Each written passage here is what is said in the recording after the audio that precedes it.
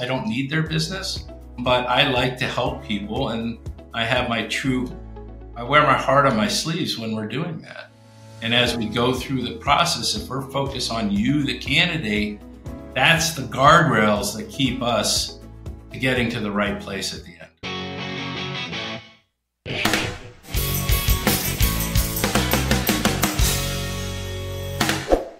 And enjoy the Never Been Promoted YouTube channel.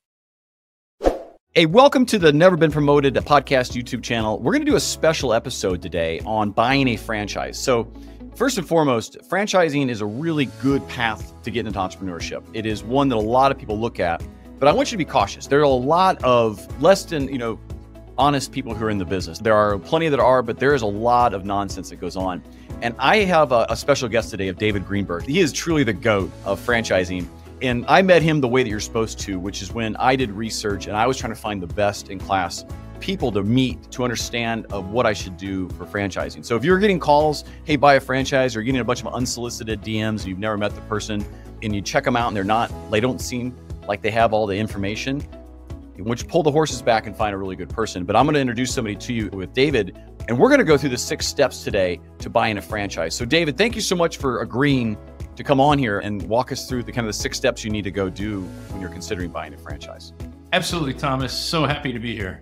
Yeah, and listen, I know David for about a year now. We've gotten to know each other, and that's not unlikely, by the way. So there are a lot of people who read content for a year. There's a lot of people who maybe even have interactions until they're to the point financially or in the position of their life to buy a franchise.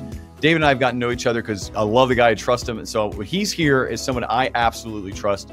If you're going to be doing the franchise route, I don't know where else you'd start. This isn't a paid advertisement. This is truly like really good information you can use for learning how to buy a franchise, if it's right for you and everything else. So let's dive in. First of all, David, what's the first step they should take to start the process? Well, I love the thought about process because this is due diligence. You are about to make an investment or think about making an investment that's fairly significant, and it truly can change your life. So due diligence is the word that I really like to put against this process.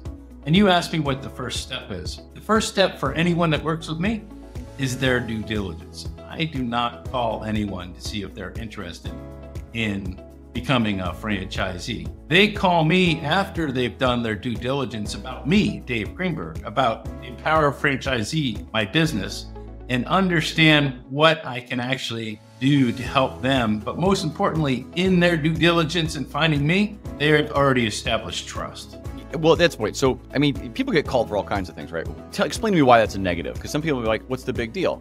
If you called somebody, I guess, would you be in that bucket, or why do you say, and why is it sketchy? Most people kind of poking around, explore the opportunities in franchising. Their best friend is Google. So they start poking around, Biz Buy Sell, all those sites, and they put their name in and their information. And then all of a sudden, their name and information gets broadcast to many different people. It could be a franchise consultant, it could be a franchise broker, it could be a business broker, but you're setting yourself up for all that inbound assault of phone calls. And I would say, stop. There's sites that, and I wasn't aware of this, so they're just basically lead generation sites, and they're going to go resell your stuff. So you're giving your information with the idea that you want people to contact you, but what you're going to get an onslaught of are people just trying to make commissions and not really have your best interest potentially in mind. Well, yeah, I think most people that will contact you have their best interests in mind because, I have colleagues in this business and they truly want to work people through the process. The thing about the decision we're going to make together and help you work through a due diligence process is a very big decision. So usually people aren't selling anything, but what people are looking for is people who have a real interest in exploring entrepreneurship through franchise ownership. And unfortunately, a lot of people think Google's their best friend and it turns them into their enemy because as soon as you drop your information into those websites, boom, it gets shotgun all over the place. And people like myself, buy those leads. But let me correct it. I do not buy leads. People come to me already researched about who I am, what I do, what I have to offer. And I think that's the level of trust you need to establish before the very first step in our process, which is a 15-minute initial call, Thomas. All I want is 15 minutes of your time if you think you have an interest in exploring franchise opportunities. In that 15 minutes, It's the first step to deciding whether or not it makes sense to work together. Right. And so what you're doing, and I'm going to just take this away. So your precursor is you may make the mistake already, or you're out there. Pick whomever. Just make sure the person you're picking has some type of reputation. It's clear they're in the space. They know what they're doing, and they're not just fly by night. Or they have just a little bit more information than you. You're saying do a little research, a little due diligence, and start with a 15-minute call to someone that you believe you can trust. And ultimately, the people that you're going to trust are the people that have similar experience. I'm a corporate executive, turned entrepreneur, turned into a multi-unit franchise owner. Now I help people do the same, leveraging my decades of experience for no cost. In 15 minutes, walk me through it. What happens in the 15? How do you determine if someone's the right stuff? Are they like, how does that happen so quickly? Well, the most important thing, I equate this to a dating game. You got to have a rapport, right? Do we get along? Do we have chemistry? Do we understand each other? Then I want to know, okay, what inspired you to give up 15 minutes of your life to talk to David Greenberg? And they tell me, I say, hey, listen, I'm in a transition. Hey, I'm about to sell my company. Hey, I'm a free agent. Hey, I want a second revenue stream. I want a side hustle. And all of a sudden that comes out. And then I say, okay, great. Well, let me tell you how I help people. And then at the end of the call, you can tell me if it makes sense to work together, and then we'll discuss next steps. And that's pretty straightforward. There's no risk. You're going to learn something there. I think that's interesting because, and I think it's what you key on there is it's short. You can ascertain very quickly, because you know what you're doing clearly, of what needs to be asked to understand if that person's actually serious or in that moment. And if someone's kind of in between, what do? Do you send them, do you just help say, hey, listen, here's some education, so when you're ready, you come back? Or what's the right move there if someone's like, I really don't know? Well, some people want to just explore lists of franchises. I say, you know something? Go to the Entrepreneur 500 top franchise list. It's a marketing list. Have a party, work through it. And then when you're ready and want to think about it in more depth, in a more focused way, come see me. Because you don't know if it's an owner-operator or executive model business. You don't know if it's available in your territory, what the investment thresholds are, all those things. So I said, do your research. Go read my blogs. I produce one every Saturday for the last 5 years. You can read till the cows come home about my approach to helping people become franchisees and my approach as a franchisee myself. All right, so you get to this call, there's interest, there's some level of, seems like there's financial capability, there's personal interest, the parties that were there. In the intro call though, do I take it? Do I bring my CFO? That's my wife. Who should go to that intro call? Well, the first thing is, okay, if it makes sense to work together, let's do two things. I'm gonna ask you to fill out a questionnaire. It's gonna take you 10 or 15 minutes. It's gonna prepare you for a consultation call that takes 90 minutes. And then I'm going to do the same. I'm going to look at the questionnaire once you get back to me, and we're going to spend 90 minutes working together. Before we get to the process, which I want to talk about with you, of investigation or due diligence, whatever you want to call it, we need to figure out what business characteristics you want to align. What do you mean by that? Just give me an example of my characteristics. What part of the labor pool do you want to work with? Do you want to work with the $15 an hour labor pool? Do you want to work with the licensed technician that drives a $40 to $50 an hour rate, or somewhere in between? So you get to choose what part of the labor pool you want in your business. That's a defining characteristic. You get to choose how much time you have to invest in a business. That's a defining characteristic. You get to choose whether you want to focus on a business at B2B or B2C, whether it's service-based business, essential services, or bricks and mortar, self-care. You get to choose. So we'll sit through those and actually define the business characteristics that you want to see in your business that you will own someday. Then I go back and I go into the pool of 200 franchisors. I see what's available and I see what makes sense. And that's where we start the due diligence. And so that's when you determine time, how much money you're thinking of investing, all in, and you get a sense of, they came in maybe with this idea or that, and you're like, things that are going to work are these, and here's why. Right. So you come back with a list that's based on your specs. This is what it is. And I guess somewhat of a rhetorical question there, but what do you do in that moment when someone has the passion, they're all focused on what they know versus the business they probably should buy? Does that happen at this part, or does this happen later? If you're working with me, there's a couple things you're going to set aside. And one, everyone's a pretty smart person that I met with, right? They've built up their skill set and experience for a long time, but you have to set aside preconceived notions. You have to go in with a blank slate, okay? You have to also acknowledge that this is a learning process. You can't be the smartest guy in the room. No one wants that person as a part of their business, right? So you got to learn. No preconceived notions. You have to learn. And as you're working through that learning process, you have to look at more than one opportunity, because one will put the other in context. You know, are you comfortable with customer acquisition, or do you want to lean towards recurring revenue, which is maybe in the B2B space versus B2C space? So those are the things. Are you okay with sales? What kind of fears you have? What's your risk tolerance? So that all goes back into what I said, building the definable characteristics about the business model. Once we define those, we'll go back to them, because if you shift, yeah, people shift, but what did we get wrong? I don't think we'll get it wrong, or rarely do. But as we peel back the onion through the due diligence, you need to set aside those preconceived notions, and you need to be in a learning frame of mind.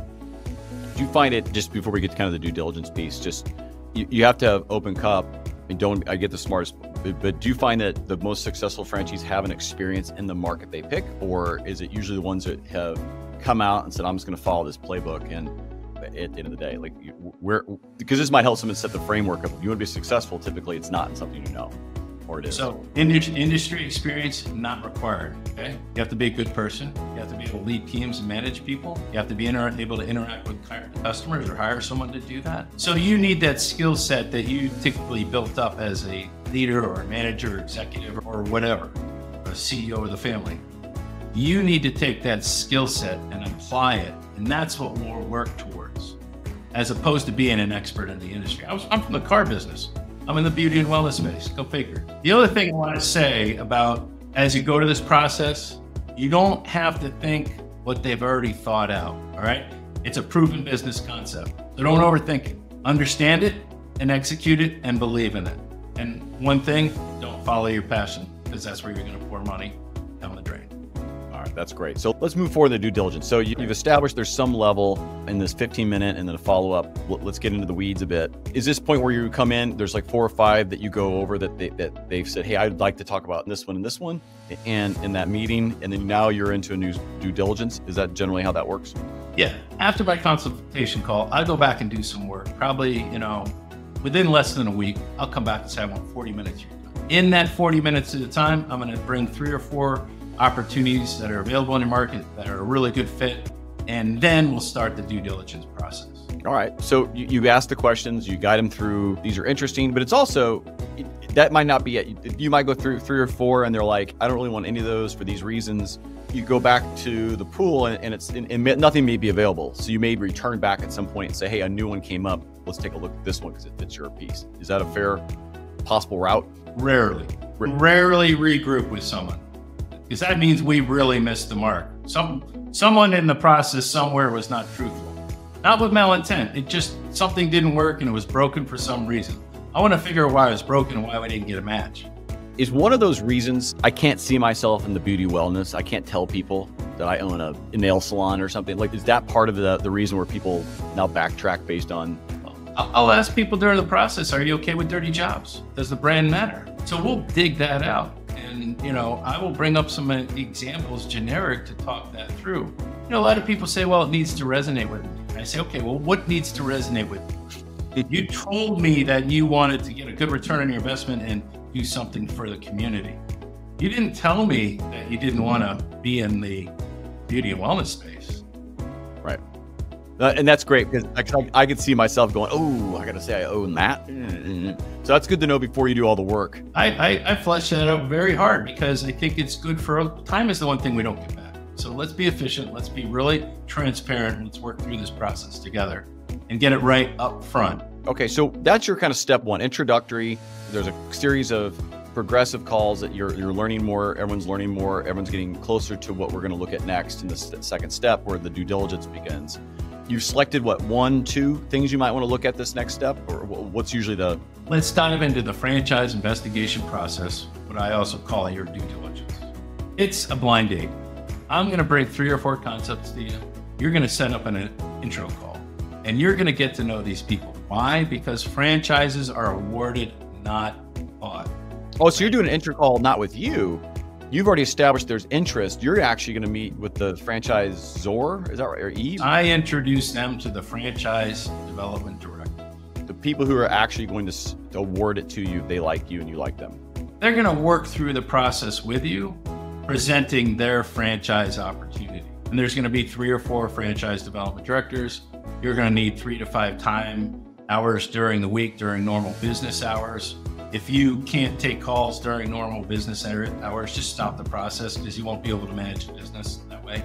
So it's really important. Yes, you will speak to 3 or 4 franchise development directors, and you and I will talk once a week for 25 minutes as we work through the process. That's a really good point, by the way. And in my own process of going through this, I didn't have time even to take the calls. And I said, hey, I got to back out. I don't have time for this. This is something I want to do, but the reality is I don't have time for where my head is. And you're absolutely right. And it wasn't a mean thing. That everyone involved said, thank you for doing that, because they're not wasting anybody's time. Because if you don't have time, even if you're about to have time because you're about to retire, just wait till you actually have time to focus on it and get through that season of your life. And when you're in these kind of initial calls with the franchise, this is the introductory call to them. So you had some precursor work. The step 1 is the intro call to them. I think I misunderstood that. So the first step is actually just getting the list ready. The first step to actually buying is now you're meeting the people who are going to award this franchise. What's most critical thing to do and not do in that meeting is a potential person who wants to be selected versus, they're going to be in the meeting alone. So you're representing yourself and you want to protect your time and investment. What does a franchisor want to do? You want to protect their brand. So show up on time, because if you show up on time for the meetings, that's how you're going to show up for your customers and your employees. Brush your teeth, comb your hair, be ready to go, because that's how you will run your business. Same thing goes for the franchisors. We all need to show up and be ready to partake in this mutual elimination process. This is so important. How people behave in the process is reflective of what kind of business partner they're going to be. If you can't get to the end of the process and make a decision, guess what? You're not going to make a decision as a business person in a franchise, so it's probably not good that you move forward. Many times, people move their calls twice with me. I'm like, hey, listen, no, that doesn't work because you're not ready. If you can't commit the time, call me back when you're ready, because we don't have time to waste. All right, so you do the intro call. What's a few questions you absolutely need to be asking? So you have to go prepared. They're all going to send you materials, whether it's a PowerPoint or whether it's a video.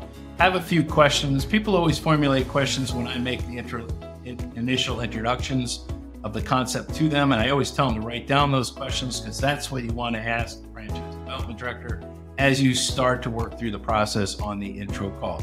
It demonstrates your level of interest. It demonstrates your level of intellect. It demonstrates that you're actually thinking through the process. So read the materials, come prepared, have some questions, and enjoy yourself on the first call, because the second call, you're going to dig into it and really start to see some meat on the bone. So if you're, let's say, married, or you have a partner in life or whatever it is, and this is an economic decision that's going to require really both decisions, are they with you from day one, or do they absolutely need to be in with the intro call step 1?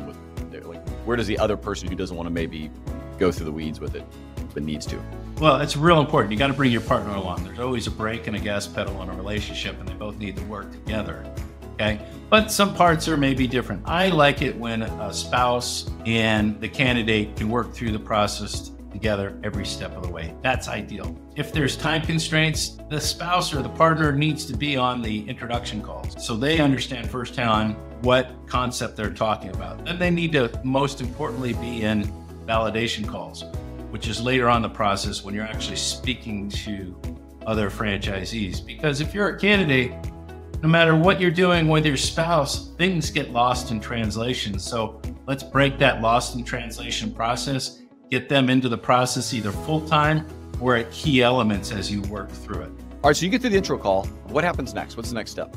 So after that, it's unit economics. Unit economics is just a high-level framework of what the business model looks like. And it's really important because I, as a franchise consultant, the franchisor, as a franchise development director, cannot make earnings claims, all right?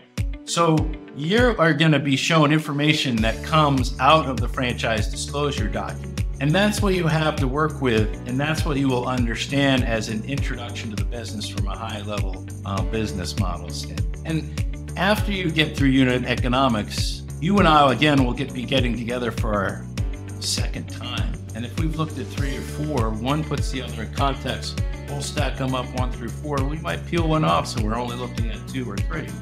Or 1 if you really fall in love, but usually not the case.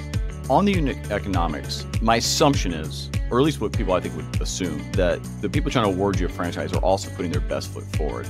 And I'm sure there's regulations and stuff that what they can represent. How do they get through maybe that, hey, is this stuff, real is not the real world, is it being represented correctly? So maybe help me think through it, because I know when I was going through that, I was like, I'm not sure the context if this makes actually sense. Are you allowed to have, as their advisor type, consultant, an opinion on it? Like when you look at these details, or I'm sorry, these details, the kind of high levels, how do I make sense of it to make sure that it interpret it?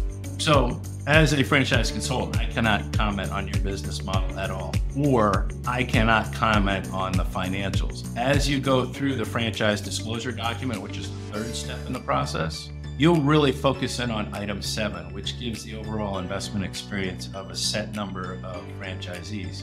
Every year, the franchisor updates their franchise disclosure document.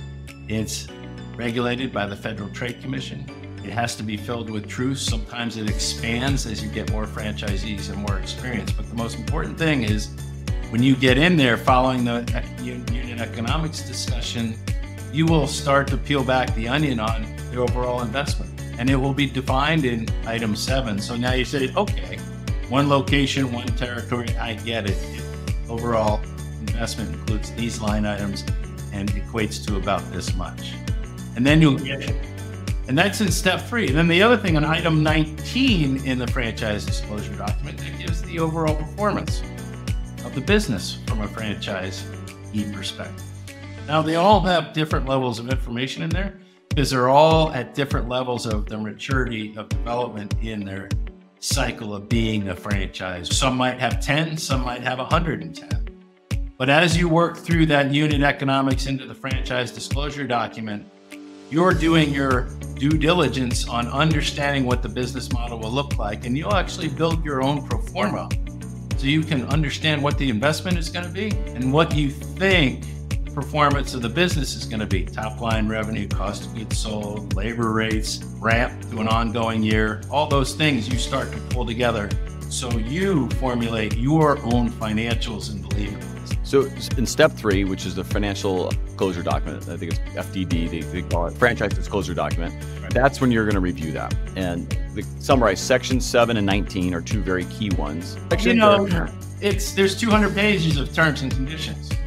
So let's make sure it's right before you peel apart all 200 pages. And the franchise agreement can't be changed. So you have to read it, and it's written in plain English. You have to understand it. If you need to hire an attorney to go through it, you got to use a franchise attorney, or you spend money and get red lines you can't do anything about. I will help the candidate through that process so they understand it. But focus on item 7 and item 19 after the unit economics and after you receive the franchise disclosure document, because you're really focusing on the business model at that point. Make sure you can invest it and are comfortable and you understand what you think, what you're going to get out of it over time.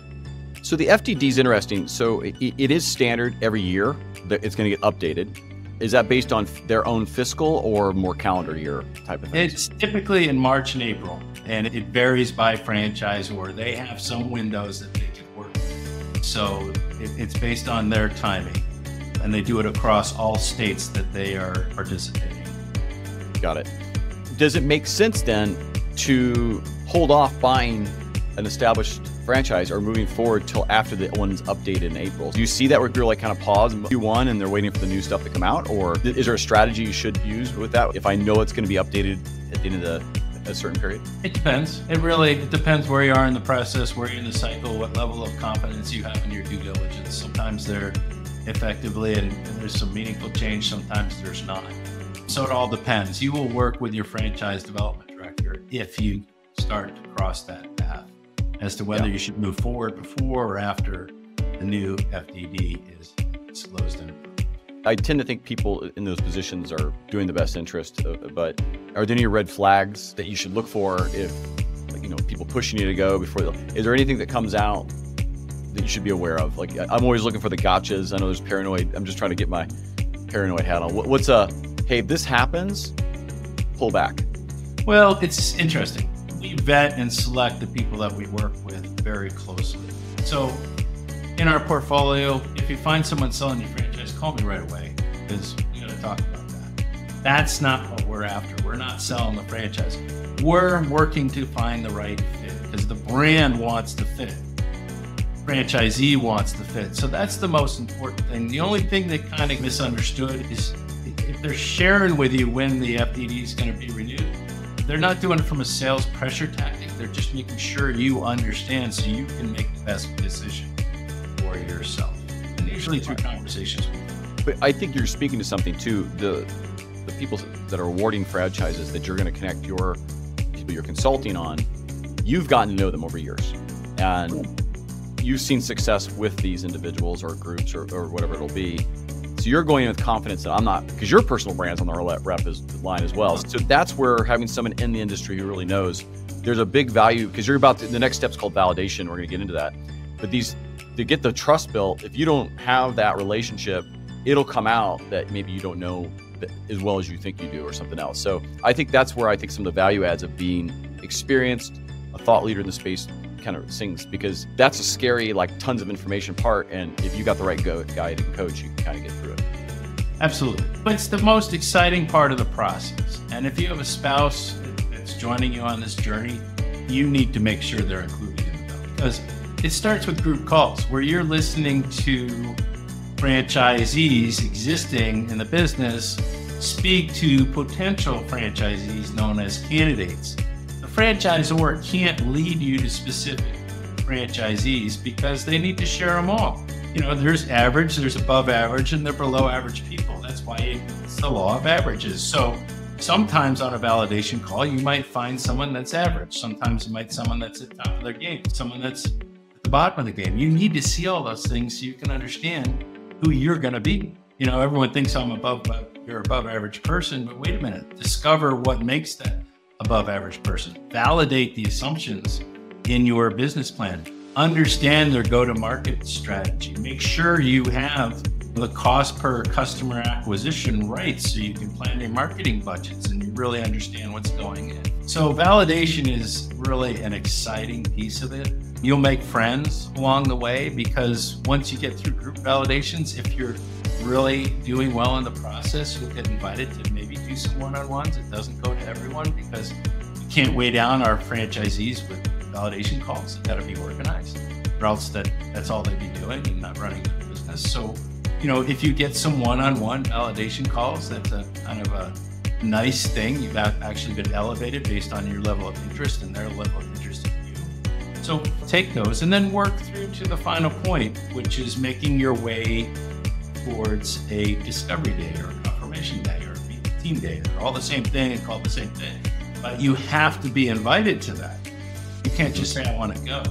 You get invited. Your step 4, the validation, is specifically validating other people who already have been awarded franchises. And you as a candidate get the opportunity to talk to any of them. And that's part of the rules. They have to disclose all of them. And you can pick up the phone. Now, they may not pick up, but you would think they would. Like those you start making your assessments based on, like, none of the low performers want to take my calls, or only you'll make your assessment of that experience yourself as part of the validation. And they want, obviously, that group wants you to be good because their brand is also tied to your brand of what you just did or you're about to do. So that's your time to get to touch some things and push some buttons, right? Well, you got to think outside the box too. You know, in the car business, we did mystery shops all the time to see if they were actually required. Right? So why not do your own mystery shops? If you're looking at the installation business, get 2 quotes on your home. Why not? See what the process is. That's the best way to show you how awful the competition is or how good the competition is. When I validated my business, I walked through the competition in all the markets. And I had my wife and I hired a person to make phone calls to actually see what they were saying about the business. So I want to do my own diligence. I highly encourage that. I love that. 100% love that. I know when I have people come to my house to sell services, I see this, I go, man, if I ever get in any of this stuff, I'm going to pick this, because every guy who showed up here is so bad at process, sales, quoting, understanding the problems, my concerns, asking questions, showing up on time. Like, I look at that like there's a gold mine if I can find good salespeople, like right there. So I understand that piece. Step 5. So let me just do a real small recap real quick. There's like a step 0 which is setting up who you could be interested in. And this is where the consultant really value add begins. Right. And so the step 0 leads into, hey, let's do your introductory call with actually the people who will award a franchise to you. Step 2 is unit economics. Unit economics is really looking at how the business model is set up and getting another layer of the onion, or maybe 2 down, to understand what you're getting into and what it looks like. And then right after that, I think within a few days, right, they have to send you the franchise disclosure document. I'm not sure the date is. There's a certain time they have to. This is a very regulated process that people need to go through, but understanding what your role in it is what we're trying to explain. And you need to sign off on it. So that was my next question. There's a step there before you go to validation. You need to sign off.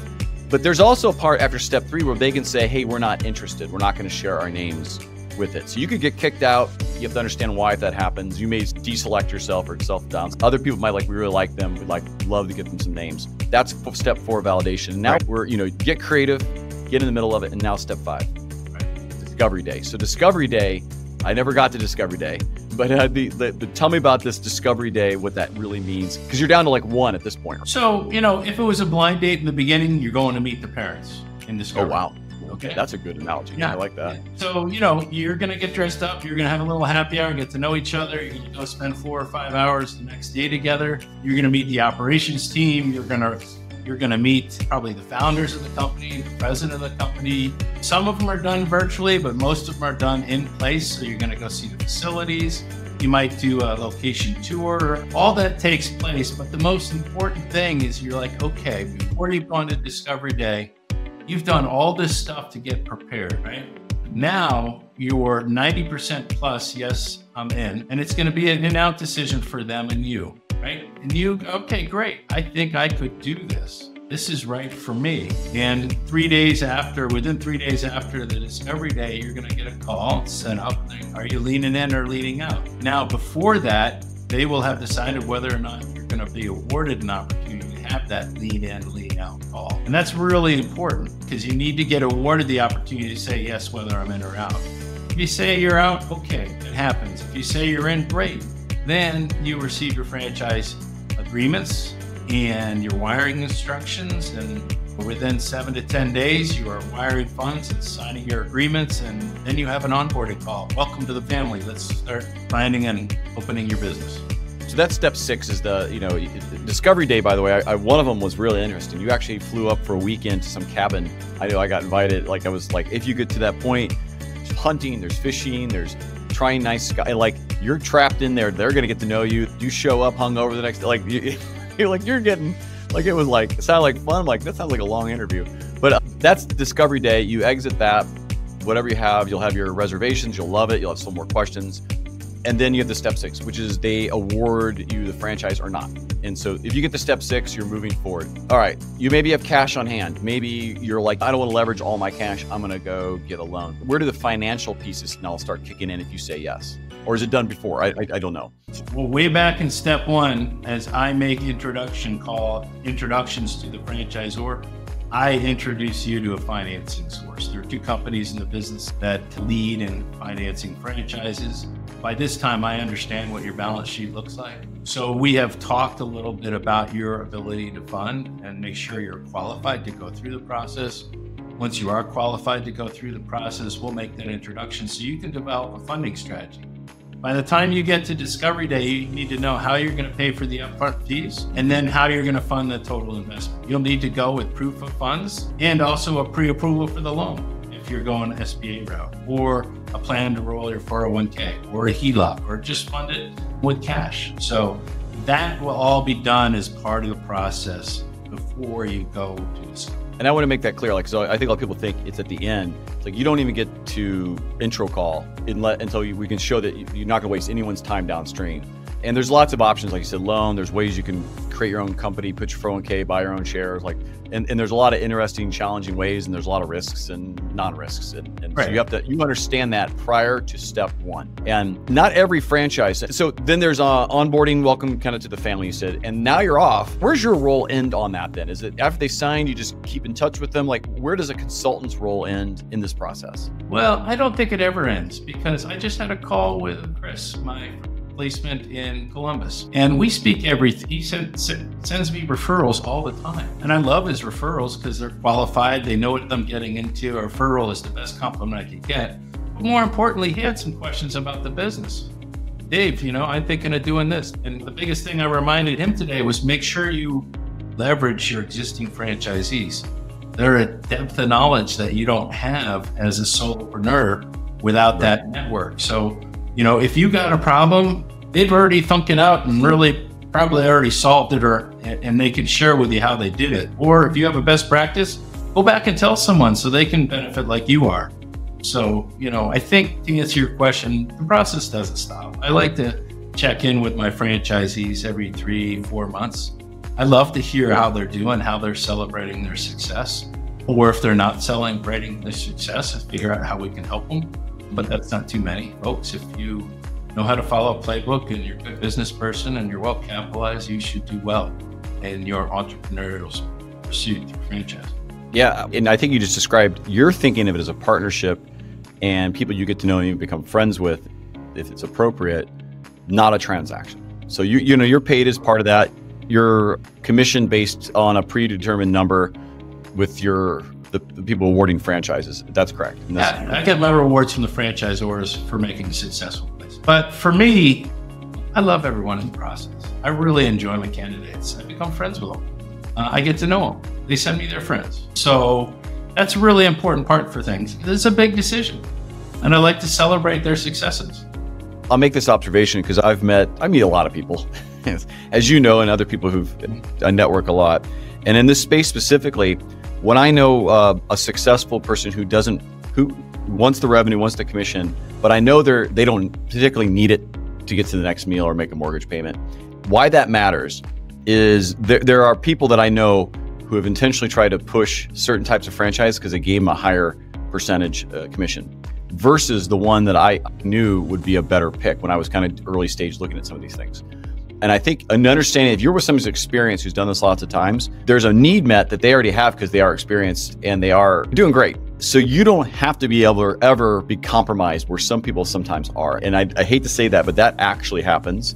People they're thinking about their own checkbooks as opposed to, I'm going to be friends with this person, my reputation's on the line. And if something's like $500 more here or 10, you don't care about that. You care about just getting them to be successful because you want the referral. Not in my business and not with my colleagues. Yeah, are there people in the industry that do that? I would assume so. Of course, there's always that element. Run for the hills. My point is, if we do this process right, we are talking about you. We're talking about your business characteristics that you're looking for in a business. And if I sway off of that because I might be incentivized, which I'm not, if I sway off of that, it's not going to work, right? We're putting a round peg in a square hole. So I don't run into that issue. People can decide whether they trust me or not. I'm okay with being fired. Like I said, I like business. I don't need their business, but I like to help people, and I wear my heart on my sleeves when we're doing that. And as we go through the process, if we're focused on you, the candidate, that's the guardrails that keep us getting to the right place at the end. So dispel a myth. From they get a hold of you to sign the paper and wired money, how long is that process? How long can it take? Like, what's the fastest it could take in realistic, and obviously it can go forever, and ideally, but how fast could you change your world to become a franchise owner? The fastest I've gone with someone is 4 weeks. Okay. That's fast. 4 weeks and all of a sudden you're in. Holy moly. Typically it's 6 to 8 weeks. Now, if it goes beyond 8 weeks, something's not right. And usually when people say I got to think about it, that means I'm not going to do it. So if you don't make a decision after discovery day to move forward, 9 times out of 10, you're kind of out. So you self-select out of the process. But so when you think of the process, the fastest I've seen is 4 weeks. If it gets past 8 weeks where something's going wrong, and then once you think about that, most people say, when can I open my business? Well, a service-based business, after you sign the documents, 90 and 120 days, right? And a facility-based business, maybe 10 to 12 months. You got to find a facility, you got to build it out, all that stuff. So there's a time horizon here that you need to plan for as you work through your entrepreneurial pursuits through franchising. Yeah, and I think from everyone's perspective, if you have someone who's going to have to say yes, you better get them there early in the process. I'd have to guess you don't let people get to 8, probably even get through half this without, I'm not moving forward unless your spouse, we've talked, because like, I know you may run your house, but the truth of the matter is that's why it wouldn't go forward. Because what do you mean you're wiring $200,000 and nope. And so I think if you're out there and you're thinking about this, get everyone involved. Don't make this a secret act. I think your chance for success when you're open and transparent with those around you is probably a factor of success, as well as your ability to be open and transparent. So do you have any comments on that? No, I just love transparency in the process. I think that's so important. And I ask for that. Like, if you're having second thoughts, tell me. It's okay. You know, if you're thinking about buying something that's existing versus something that's new, tell me. I'll help you with that too. I've had people who have just called and asked. I say, listen, I'm happy to, that franchise is not in my portfolio. I'm not rewarded for it. That doesn't matter to me. If I can help you, let's talk. Yeah. So, it's kind of the way it works. Givers get, takers get what they deserve. So I'm all about giving. But if you're taking time and you're taking from the process, it's really self-evident, and it just kind of blows up on itself. And so maybe one of the other myths is the amount of money out of pocket. Could you shed some light on the reality of what's available? And I know you said there's a lot of factors here, but not everyone needs to have a $3 million balance sheet to do this. No, I mean, minimum requirements are $100,000 of liquidity. Liquidity is cash, stocks, equity in your home, something to put down as earnest money or deposit equity money into the business, right? And then you have to have at least $250,000 of net worth. That's on the lighter end. Typically, people have $1 million on their balance sheet, $200,000 to $300,000 in liquidity. You're going to have to look at the total investment, and you're going to have to work with your financing source. And you're going to say, okay, what's 10 to 20% or 30%, typically 20 to 30% that I need to come up with cash. So if you're on a bricks and mortar thing at $600,000, it's 120 to 180 for a single location. Same thing with a service-based business, which has a lower investment threshold. But you're going to have to come with upfront fees. You're going to buy 1, 2, 3 territories. It's going to be $60,000 to $200,000 that you're going to sign a check to get into the business. You have to be prepared for that. I had a candidate that just wasn't prepared for it, and that's okay. The thing is, let's talk about it. Go get prepared when you're ready and you're capable. I'll still be here, I think. So I'll be happy to help you. If you made it this part right and you're interested, I love transparency in the following. What type of person does this work for, and what type of person does it not? You need to be someone that is self-motivated. You need to be someone that is driven by success. You need to be someone that, is okay with a little ambiguity, but understands that ambiguities disappear because you're going to execute on a business system that's already built. And you need to be a person that wants to wake up and go to work. If you just want to write a check, talk to your broker in the stock. But if you want to roll up your sleeves and get to work and put in the hours, so eventually someday you can hover up and watch the team work while you enjoy things that are associated with your lifestyle instead of your work style, then I think those characteristics are kind of getting you to get into the process. But most people at the end of the day, they want 2 things, right? They want freedom and they want flexibility. They want to be free to be their own person. They want flexibility to determine what they do with their own time. I'll throw this out there. 3 years ago, I was looking at this and I was new to kind of entrepreneurship, so to speak, at the time. I was on the path to go 0 to hero, and I would have been a terrible franchisee owner because I would want to do things my way. And I'm sure that would have came out during the process. But if you have this knack to want to just build your thing I don't think franchise is the way to go. I think you got to go cut your teeth, get punched in the face a few thousand times, because now I'm looking at it going, oh my gosh, that would have been so much easier.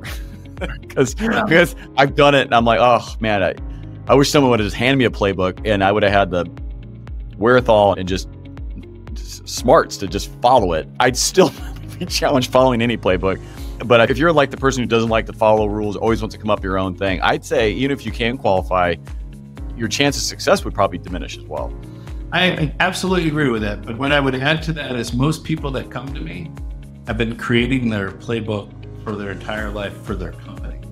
Whether they're building training systems or business development, new markets or partnerships, they've been building that stuff for someone else and they're just tired of building it. They actually just want to go put their execution skills to work, which in many cases, just remember, you don't know what you don't know.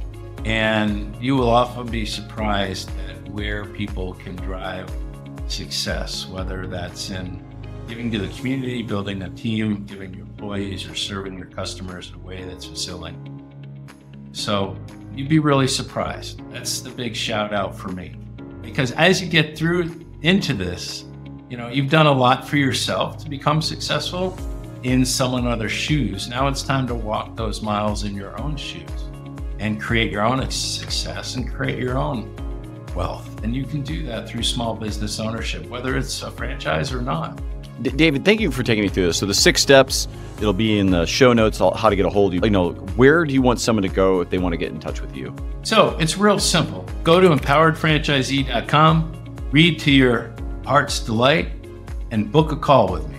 There are plenty of book a call buttons on there, and all you have to do is sacrifice 15 minutes of your day or life to see if the process makes sense for you. And when you go to empoweredfranchisee.com, I haven't read all of it, but I get your week. There's so much information. I would encourage people to read through that stuff. Like, come up and get comfortable with how he's going to work with you and what he can do for you. Because you may be able to save everyone time. Say, I do not want to do anything with franchising, and you're out, and you saved everyone on the planet time. At the same time, you might be like, oh my gosh, I'm so excited. I never even thought of this. I was kind of half in, but now I think just go educate yourself. I think that's a great place to go do it. It's been validated for sure from the hundreds of people you've worked with through the years. So just check it out, empoweredfranchisee.com. Get a hold of David Greenberg. If you put that on LinkedIn, there's like 1.5 million David Greenberg. So empoweredfranchisee.com. So as well. David, thank you for sharing this. This has been very helpful. By the way, I think there's way more to this. This is an overview. These are the 6 steps to expect, some things to think about, but there's a lot of nuance. There's a lot of coaching. And if you listen to this, probably even 50% of it, you just got a great start of where to go. And you do need a consultant. You do need someone who can guide you on this journey. Otherwise, you're going to feel lost or you're going to be vulnerable because someone else is going to know more than you. And so you need someone to kind of help you through that. Anything else to add to that? No, I think that's perfect. And you can get it at no cost. So value the service and the service will value you, and let's go to work. That's a great point. I'll leave it. I don't know if you guys realize, it doesn't cost you anything to work with a consultant. It's almost like it's already built in the model. It's almost like working with an agent to buy a home. They're going to do a whole bunch of stuff for you so you don't have to educate you. There are different various, obviously, levels of capabilities, but it's to your advantage to work with the right person and not to rush through it, to be comfortable, because this is an investment, right? This is like outside of buying your house. This is probably the most next expensive investment you're going to go make. And so you want to feel confidence in what you're doing with that. And I think you'd be foolish not to do some homework and find the right person to take you on that journey. Right. That's right. Thank you. Hey, listen, this has been a special episode for Never Been Promoted. David, thank you once again so much for coming today. Thank you, Thomas. Have a great day. I will. And anybody who's made it to this point, you rock. Get a hold of David. Once again, empoweredfranchisee.com. I hope you learned something. Thanks for listening. Thanks for watching. And get out there. Go unleash your entrepreneur. Thank you.